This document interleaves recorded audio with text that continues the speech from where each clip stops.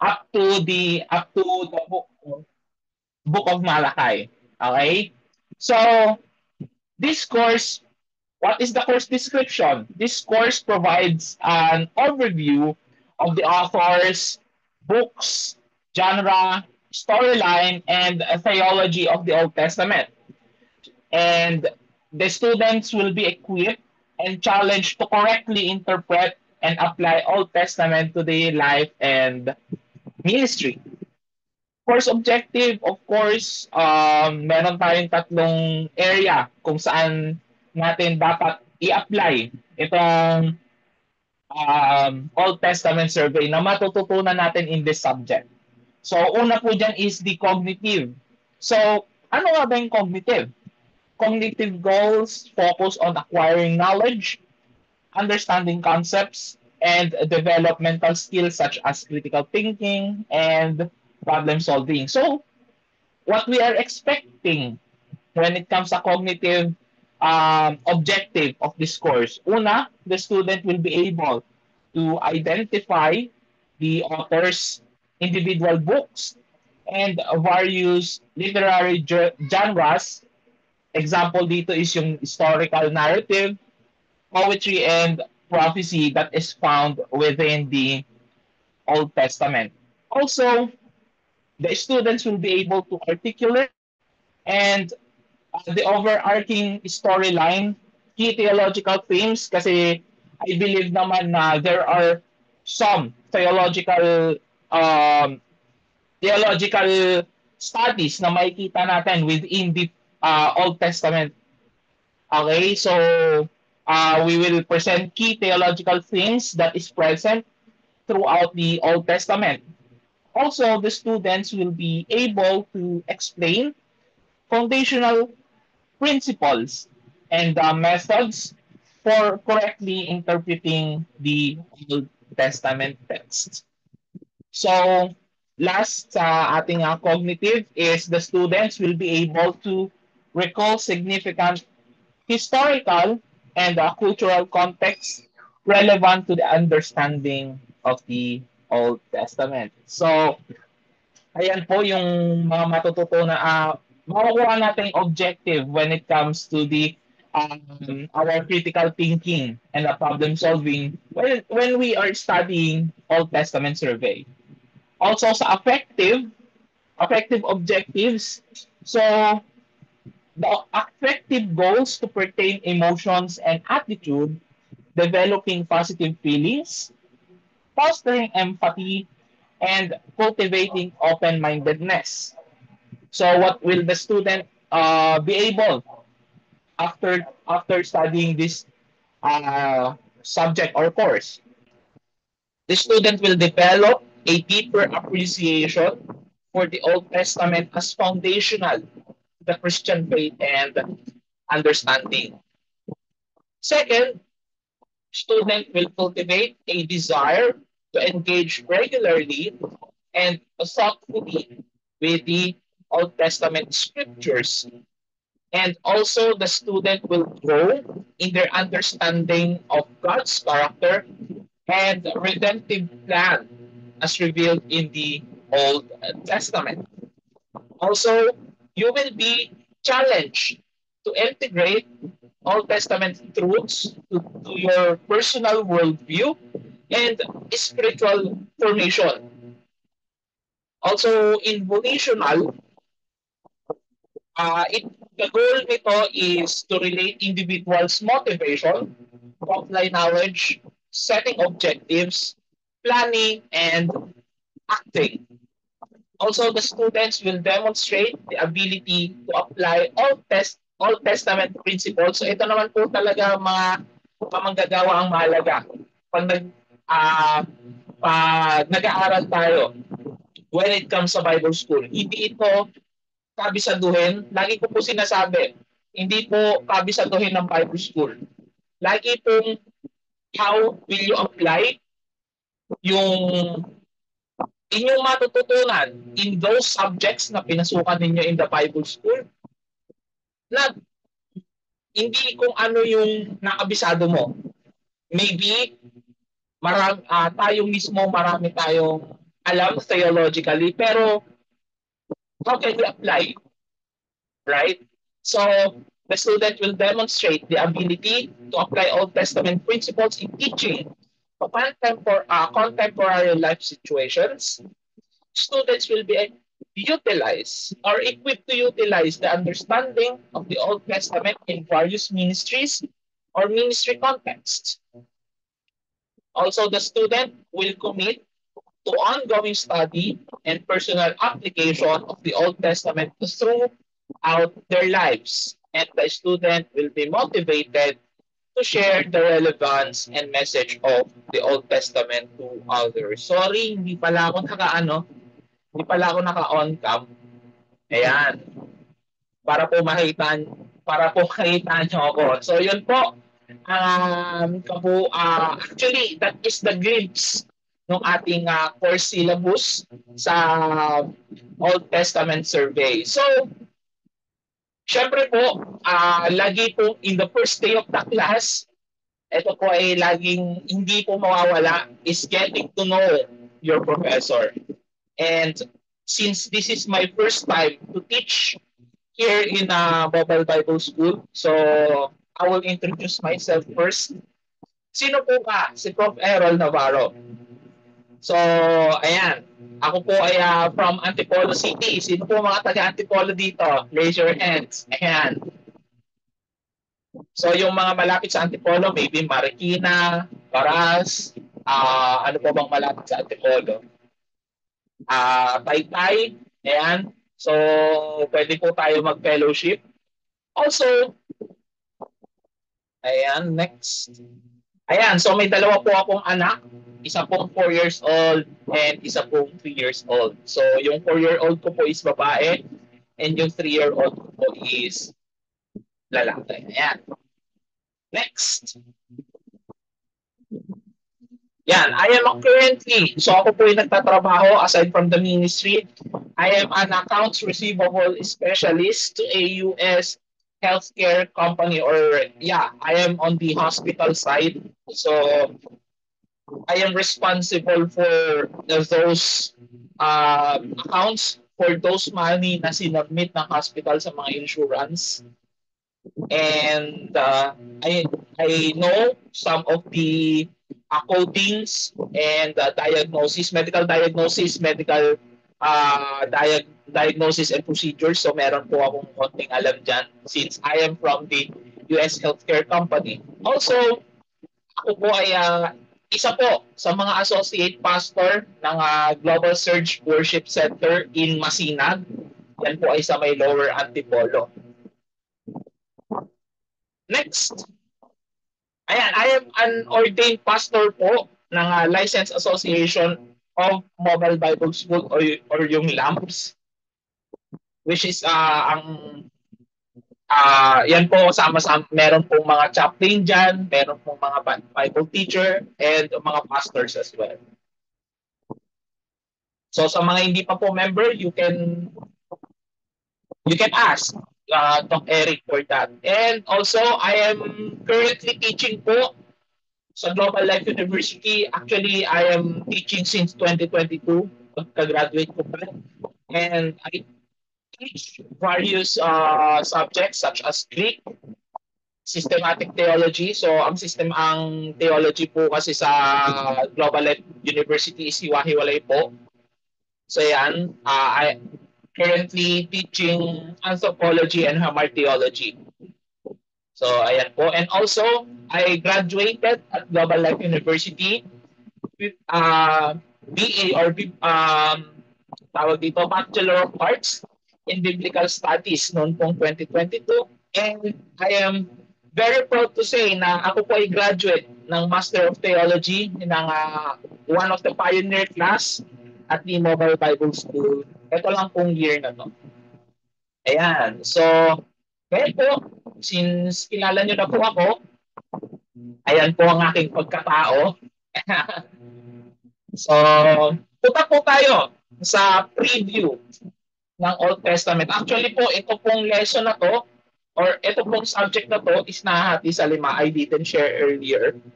Ayan, nahahati po ito sa 5 parts. or 8 parts rather.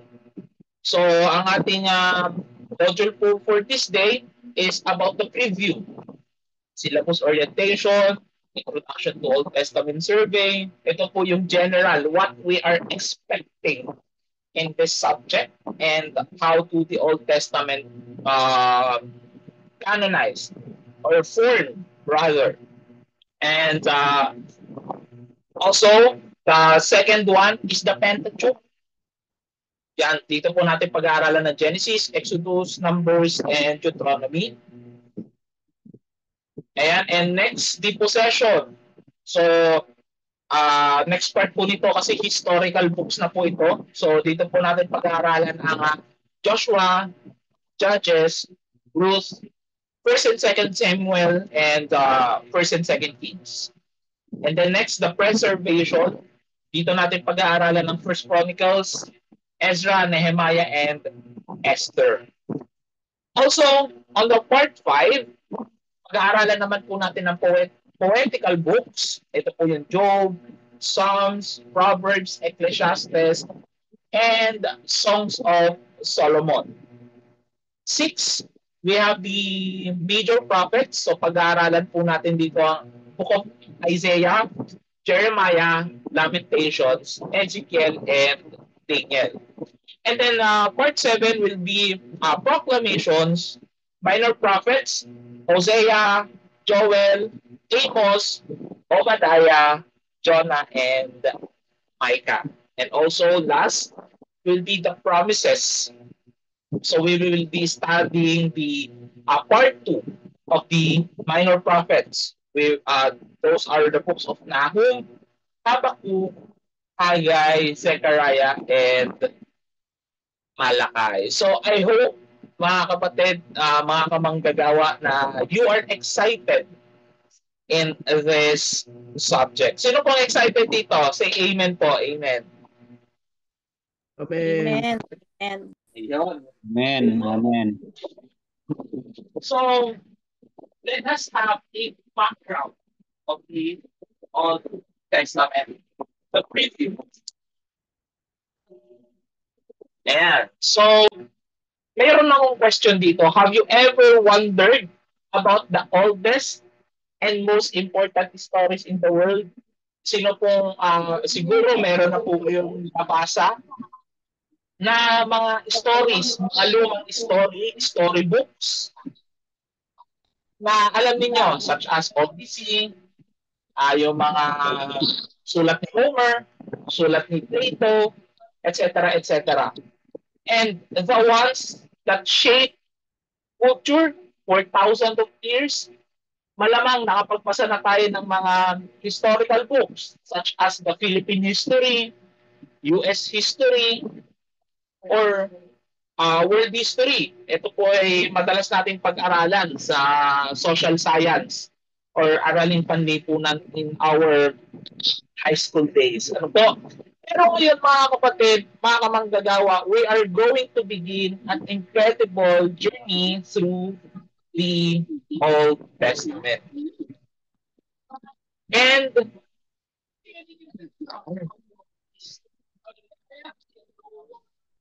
yan. So, the Old Testament ay hindi lamang po collection ng old stories. Ito po ay isang powerful book that is filled by real people, major events, and big promises. The Old Testament is one of a kind book that has survived against all odds. It is the key to this understanding the rest of the Bible. And it is the essential first half of the story. I have a question. Anyone can answer po. Sa comment section po, ito po talaga ako gusto ko pong meron laging interaction between myself and the students. What do you think? Siguro kailangan ko lang po ng 3 sagot coming dito sa Zoom meeting, no? Why do you think we need to study the Old Testament? Anyone?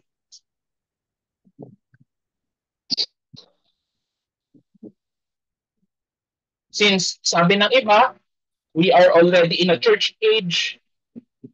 We are already, hindi na po tayo bounded by law. And the question is, bakit po natin kailangan pang pag-aralan ang Old Testament? Anyone?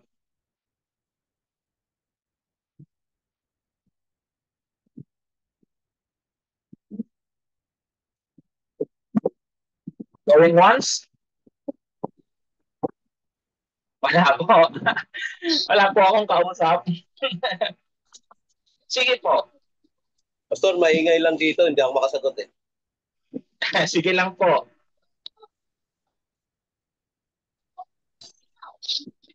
Anyone? Yung Old Testament, kailangan nating mga pag-aralan para makita natin kung ano ang pangako ng Diyos sa atin. Para ang revelation doon sa New Testament naman. Yun lang po muna sa akin. Amen, amen. Thank you po for that. Other answer po. Kailangan ko lang. Dalawa na lang po. Dalawang answer po.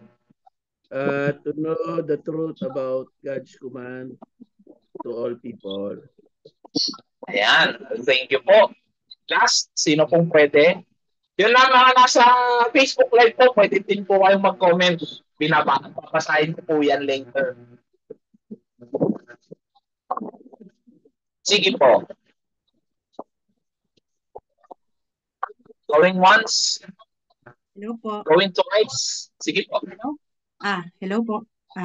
Sige po. Okay. It is important to study the Old Testament so that for me for its religious significance, to understand its story, the fundamentals of the Old Testament. For the continuation kasi ng katulad ng sinabi kanina, paano siya mag-fulfill for the New Testament. But also to understand the genre, the culture, the ancient civilization of the past. Yun lang po. Okay.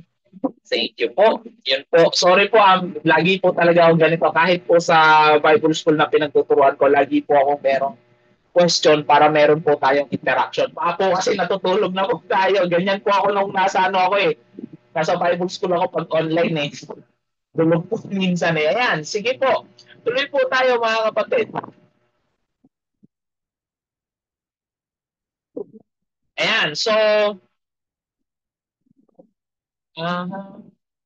yan. So we have approaches and application. So ano po ba yung approach na gagamitin natin?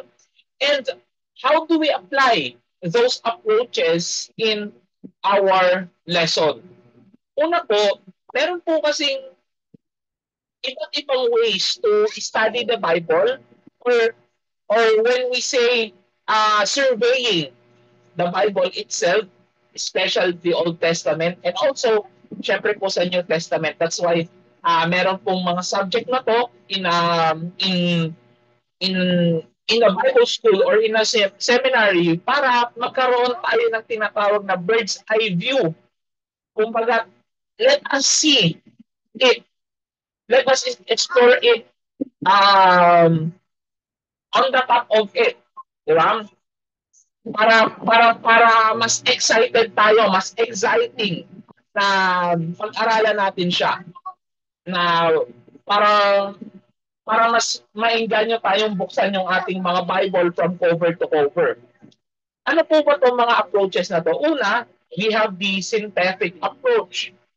This provides a broad overview that helps us to grasp yung big picture before focusing on details. This is especially useful for beginners.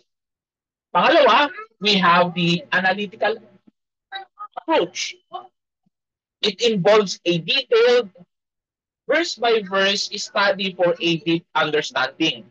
So sa ibang mga Bible school naman po, sa ibang seminary naman po, tulad ng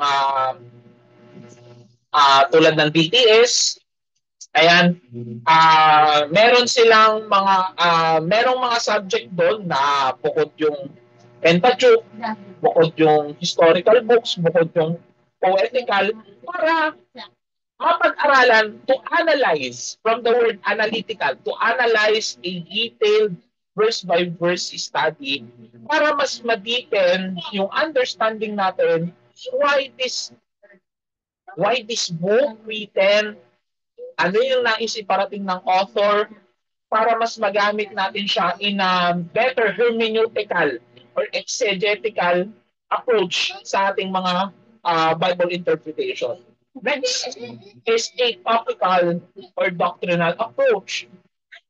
It organizes the study around specific themes or doctrines that is found out throughout the Bible. So yun. Next is the typical approach.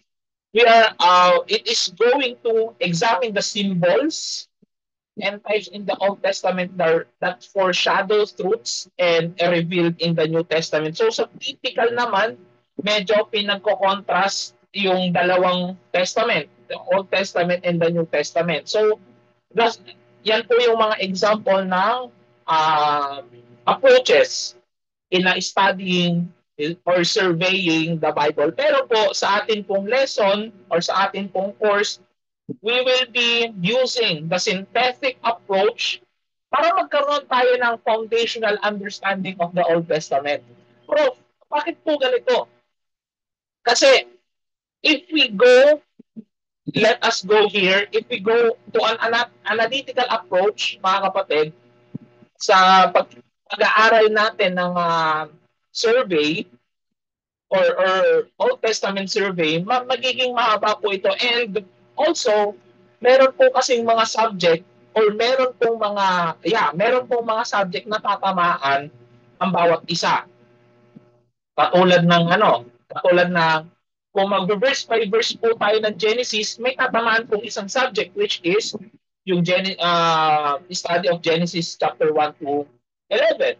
Di ba po? So that's why ang pinaka-approach po na mas maganda for this subject, since maikling approach lang po siya, is yung synthetic approach. Ayan. Next. What are the peculiarities or characteristics of the Old Testament?